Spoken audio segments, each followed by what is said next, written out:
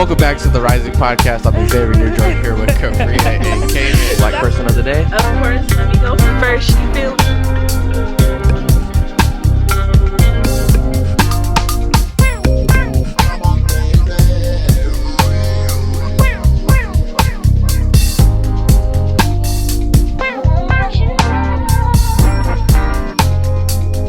It's you know what is still crazy to me is we started off Black History Month talking about white people. We gonna have to reel that back in. Look at how quick they Reel it back. Look how quick they took over. Bring it back. But we gonna have to take back over. So it's Black History Month. We want to do something a little educational. Yes. We're gonna talk about a Black person of the day. Yes. Do. So who wants to go? Who? I could go.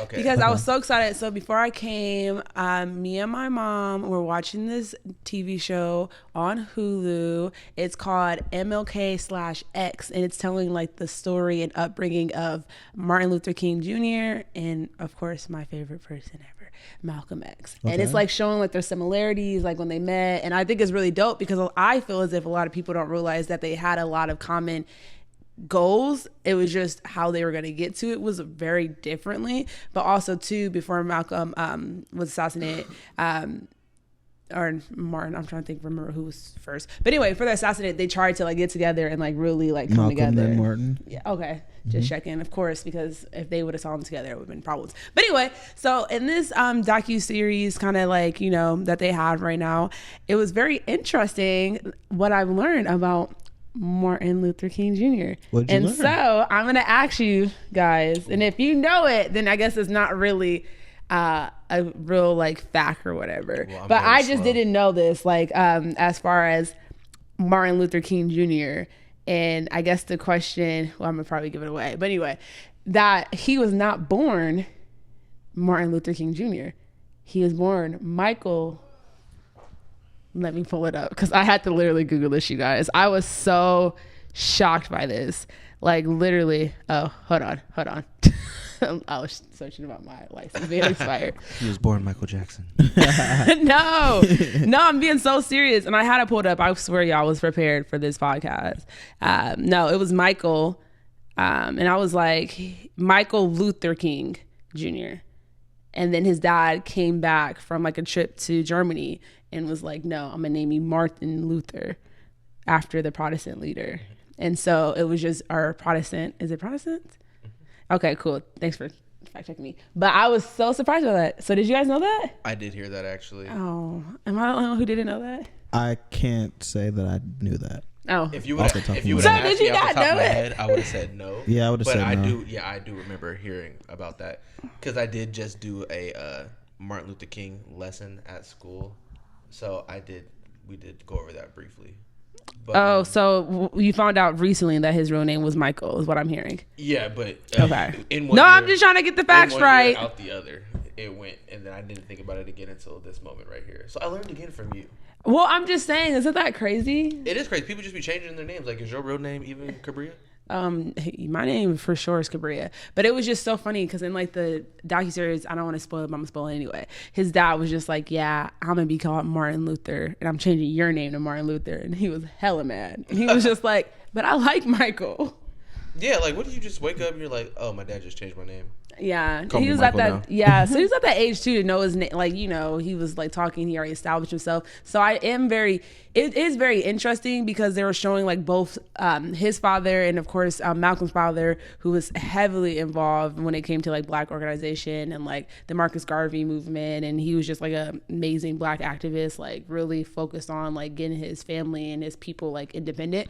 But it was just interesting to kind of see how both of their fathers really poured into them, and like I think it was just important to say like not only the role of a Black father, but like the role of like family and like parents and like really shaping someone to become who they are, because it's like planting that seed very early. Like for Michael to change his name to, his dad to change his name to Martin and literally tell him, I'm changing your name because I see something great in you.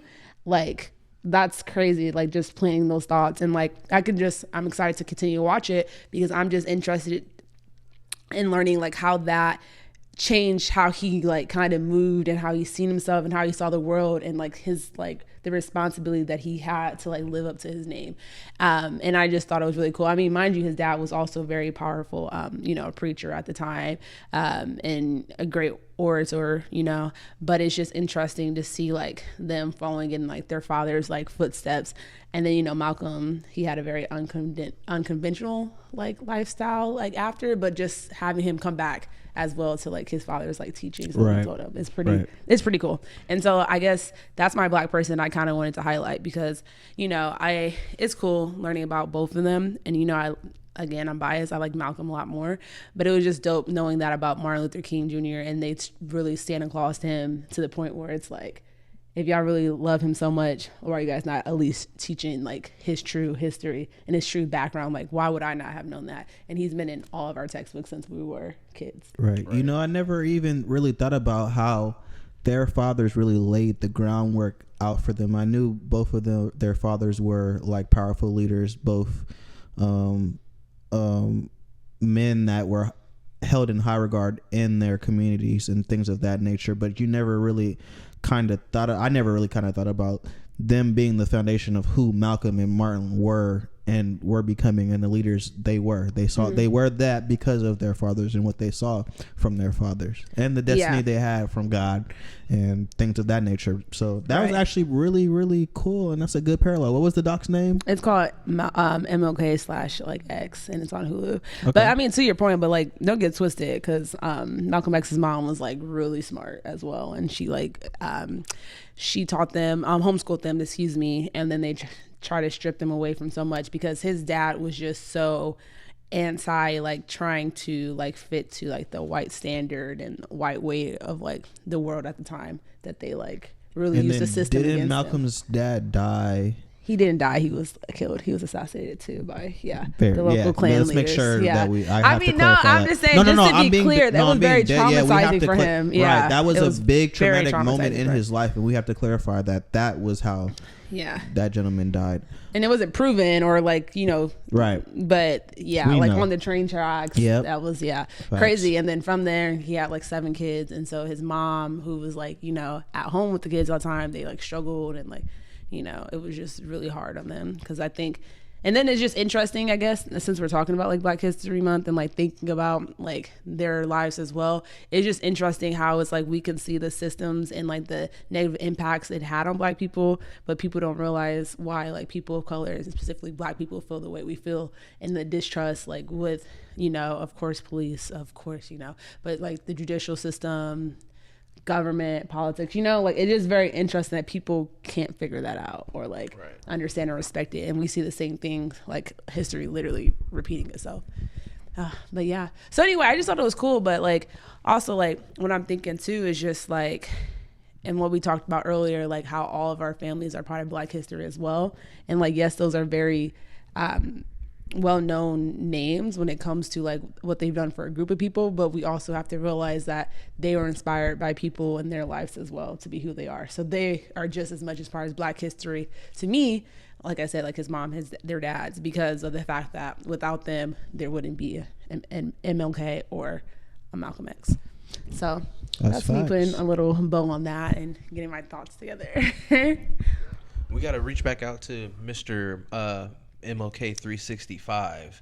He was the man with all the information on Martin Luther King. Oh yes, talk with him. Very knowledgeable.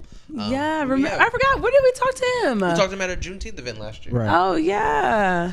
Oh, more events to come. If you're ever in the Sacramento area, you got to come check us out. Yes, come this year. But have you guys been keeping up with the news this week? There's been a lot. There's been a lot going on. A lot of just random stuff and a lot of big stuff going on. I can't say my Black person.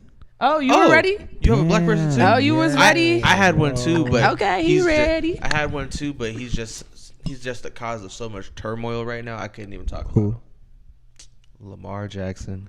I was gonna talk about our Lord and Savior, but anyways. Don't do that. Just like he really did get far enough, which I think proved like the fact that even though he might not have the most traditional pathway, he was still able to do something. And he should never feel bad for like that. Or he should feel bad for me having to listen to white people ask for the Travis Kelce at the barbershop. You're going to have to ask for that anyway. They was probably about to ask for that regardless. Right. Shit.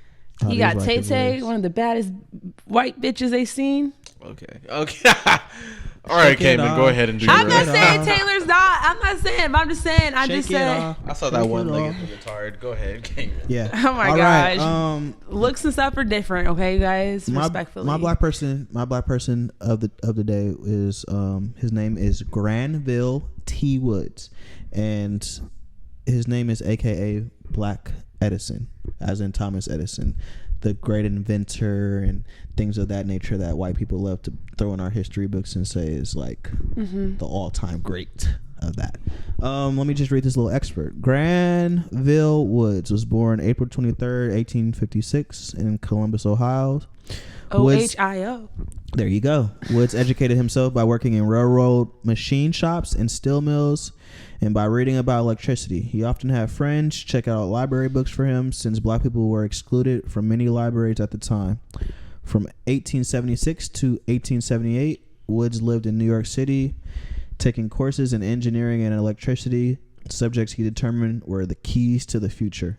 Woods managed to scrape together enough knowledge of electrical engineering to invent telegraphony, a process that was later purchased by Alexander Graham Bell's company. And as we know, Alexander Graham Bell, telephone, so this is the black man. Is it telephone? That was the Graham. I was thinking telegraph. Yeah, because it was like telegraph and telephone, and this man has software that like kind of combined it both to see what we have today as the modern phone and things of that nature. And it's just interesting to kind of learn about certain people that they don't want us to kind of learn about, because we see that white people dominate certain industries in America now, and it's a reason behind it that we kind of don't talk about, which is the same thing we'll get into like later when we're talking about how Taylor Swift does all these catastrophic numbers versus Beyonce, when the industry is created for Taylor Swift to do that. The industry is created for these white creators and scientists and operators to thrive in these different industries. It's not created for that. And even for this man to try to put himself through school and to learn different things when those opportunities weren't afforded to him, he just paved the way for so many young black innovators to come after him. So I just wanted to highlight him, say his name, have people research, go out and read more about him, because those kind of black leaders are important to just learn about. Yeah, facts. All right. Well, thank you for sharing. I learned something new. Right. 2 things today. It's funny, like Cabria said, we learn our history so history doesn't repeat itself.